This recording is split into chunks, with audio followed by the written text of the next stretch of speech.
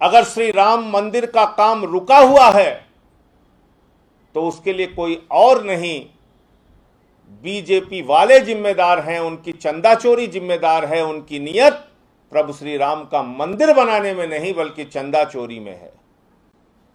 उनकी आस्था प्रभु श्री राम में नहीं है, प्रॉपर्टी डीलर्स में है। और जो जानकारी मिली है, इसका पैसा ऊपर तक जा रहा है। तो मैं पूछना चाहता हूं प्रधानमंत्री जी से, 10-12 दिन हो गए इस घोटाले का खुलासा करते करते, और एक नहीं अनेक साक्ष्य आ चुके। मीडिया ने भी जारी किया, हम लोगों ने भी जारी किया।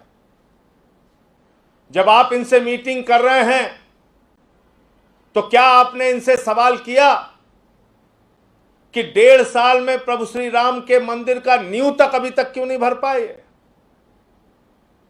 ऊपर तक अगर करोड़ों रुपए के भ्रष्टाचार का हिस्सा जा रहा है तो किसको किसको जा रहा है? कितने बीजेपी वाले इसमें शामिल हैं? कितने ट्रस्ट वाले इसमें शामिल हैं? ट्रस्ट वालों की मिली भगत से बीजेपी वालों ने इतनी चंदा चोरी की, इतनी चंदा चोरी की कि श्री राम के मंदिर का निर्माण पूरी तरीके से रुक गया है। दिन रात इनका दिमाग जमीन के नाम पे चंदा चोरी करने में लगा हुआ है। यह देश के करोड़ों हिंदुओं की आस्था को चोट पहुंचाने का और गहरा आघात पहुंचाने का काम भारतीय जनता पार्टी और ट्रस्ट के लोगों ने किया है, बीजेपी वालों ने किया है। और आज प्रधानमंत्री जी को जवाब देना चाहिए। प्रधानमंत्री जी को इन लोगों से पूछना चाहिए कि ये घोटाला किया तो क्यों किया? राम जी का मंदिर नहीं बन पा रहा है तो क्यों नहीं बन पा रहा है? ऊपर तक हिस्सा जा रहा है तो कहां कहां तक जा रहा है? कौन कौन इसमें शामिल है? इस तरह से अगर 1.5 साल से सिर्फ चंदा चोरी में इनका दिमाग लगा हुआ है तो आप समझ सकते हैं कि ये श्री राम का मंदिर बनाने के लिए काम नहीं कर रहे हैं बल्कि भ्रष्टाचार और लूट करने में काम कर रहे हैं। मैं आज एक साक्ष्य आपके सामने और देना चाहता हूं और जो बहुत गंभीर है।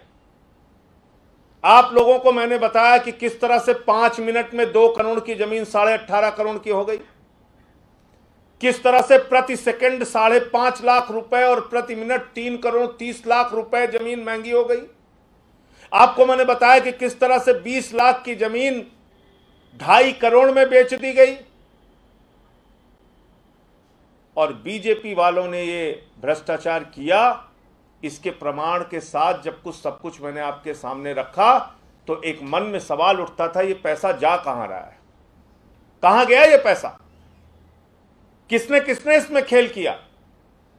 ये जो पैसा आया ये किसके पास गया? तो मैं आपको एक कागज दिखाना चाहता हूं। रवि मोहन तिवारी जो बीजेपी के मेयर का रिश्तेदार है, वो रवि मोहन तिवारी जो 18 मार्च को बीजेपी के मेयर के साथ और ट्रस्ट वालों के साथ मिलके 2 करोड़ की जमीन 18.5 करोड़ रुपए में बेचता है, सुल्तान अंसारी के साथ बेचता है, उस रवि मोहन तिवारी ने 19 अप्रैल को 10 करोड़ रुपए की एक जमीन ली है। 10 करोड़ रुपए की यह जमीन ली है।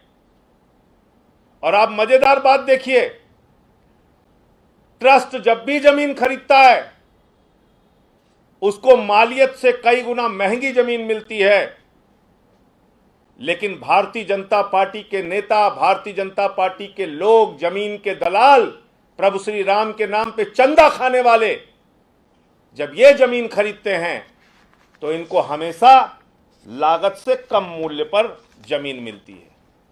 इस जमीन की लागत है 8 करोड़ 70 लाख रुपए और इनको आराम से मिल गई 10 लाख रुपए में। बहुत ज्यादा अंतर नहीं इनको देखना पड़ा।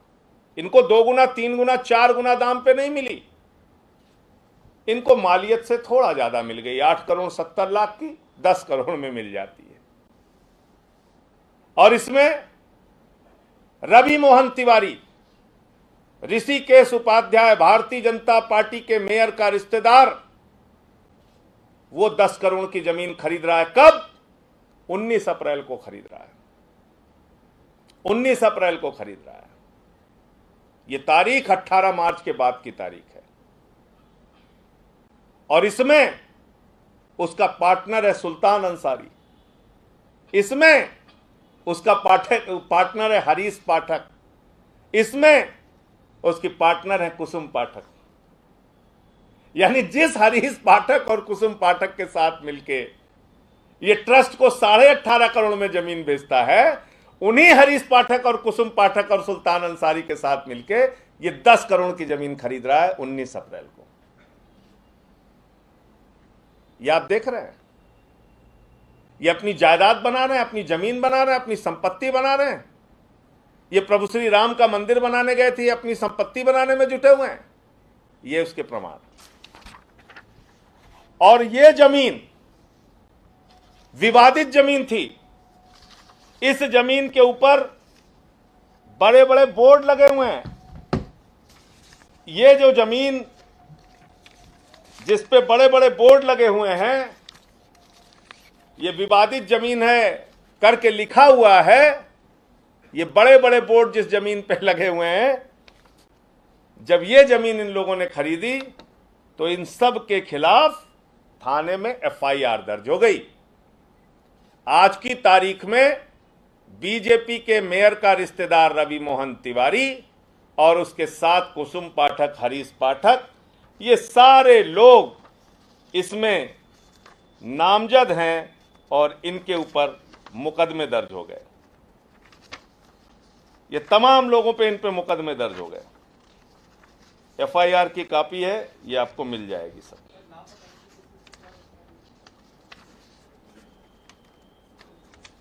मैं एक एक करके अभी आपको ये पूरा कागज दे देता हूं, इसको देख लीजिएगा। इसके बाद एक जमीन खरीदी जाती है, हरीश पाठक के एक भाई हैं अनिल। इस जमीन को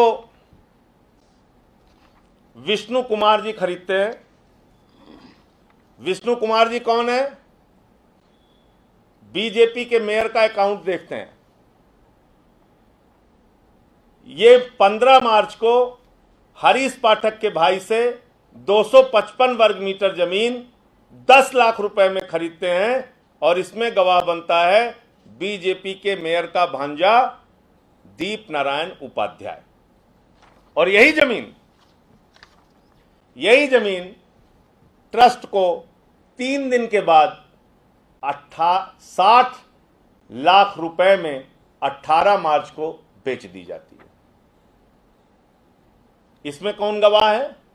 इसमें गवाह हैं वही पुराने ऋषिकेश उपाध्याय, अनिल कुमार मिश्रा।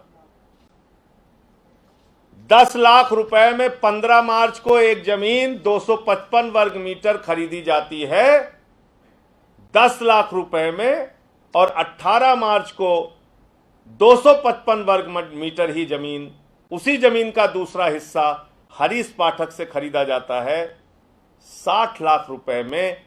और ये जमीन जब खरीदी जाती है तो इसमें गवाह बनते हैं ऋषिकेश उपाध्याय और अनिल कुमार मिश्रा।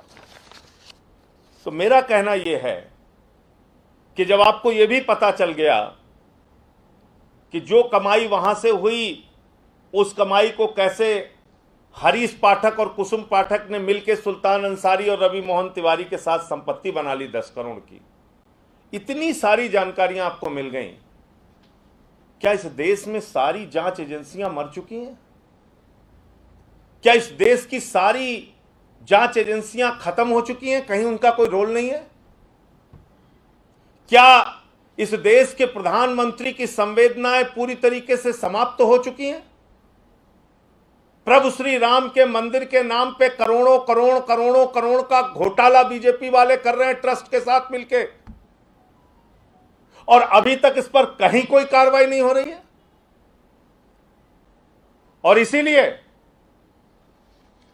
मैंने राष्ट्रीय स्वयंसेवक संघ के प्रमुख श्री मोहन भागवत जी को चिट्ठी लिख के उनसे समय मांगा है।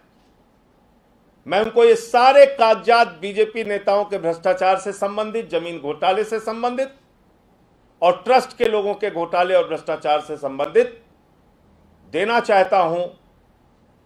आरएसएस के प्रमुख जो अपने आप को हिंदूवादी संगठन होने का दावा करते हैं, वो इसका संज्ञान लें और इस पर अपनी ओर से उनका क्या पक्ष है वो देश के सामने उनको सार्वजनिक करना चाहिए। ऐसे करोड़ों राम भक्तों को ठगा नहीं जा सकता, ऐसे उनकी आस्था को चोट नहीं पहुंचाई जा सकती। तो इसलिए आज ये एक बड़ा कागज इस मामले में और सामने आया था, तो मैंने समझा कि आप लोगों को इसकी जानकारी दे दी जाए और ये सब मैंने आपके सामने रख दिया है। अगर आप चाहते हैं गरीब हर वंचित इंसान की आवाज आप तक पहुंचे तो हमारे चैनल को सब्सक्राइब करें और बेल आइकन का बटन दबाना ना भूलें। देखते रहिए बहुजन न्यूज।